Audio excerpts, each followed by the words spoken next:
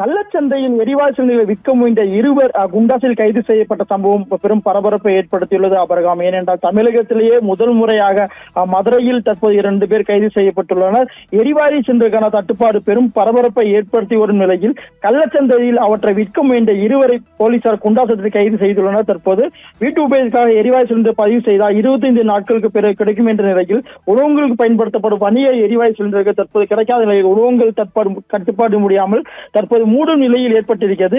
இந்நிலையில் எரிவாயு சிலிண்டர்களை கள்ளச்சந்தை விற்பதற்கு பதுக்கி 2 நபர்கள் குடிமைப் பொருள் வழங்கல் மற்றும் குற்ற புலனாய்வுத்துறை போலீசார் கைது செய்யப்பட்டுள்ளனர்.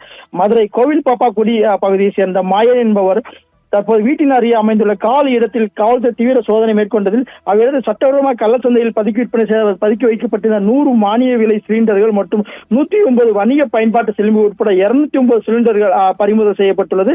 அதே பகுதியை சேர்ந்த விஜயகுமார் என்பவரின் மகனான மதன்குமார் என்பவருக்கு சொந்தமான இடத்தில் சோதனை செய்த போது 63 மானிய விலை சிலிண்டர்கள், 126 வணிக பயன்பாட்டுக்கான சிலிண்டர்கள் என மொத்தம் 189 சிலிண்டர்கள் தற்போது பறிமுதல் செய்யப்பட்டுள்ளன. அபரகாம் என்றால் மொத்தம் 398 சிலிண்டர் தற்போது இன்றைய தினம் மட்டும் பறிமுதல் செய்யப்பட்டுள்ளது. ஏனென்றால் வணிக சிலிண்டர்கள் தட்டுப்பாட்டால் தொடர்ந்து பல்வேறு கடைகள் மூடப்படும் அபாய நிலையில் ஏற்பட்டிருக்கும் கூட தற்போது இந்த 398 பதுக்கி வைக்கப்பட்ட சிலிண்டர்கள் பறிமுதல் செய்யப்பட்ட சம்பவம் மதுரையை பொறுத்தவரை பெரும் பரபரப்பை ஏற்படுத்தியுள்ளது.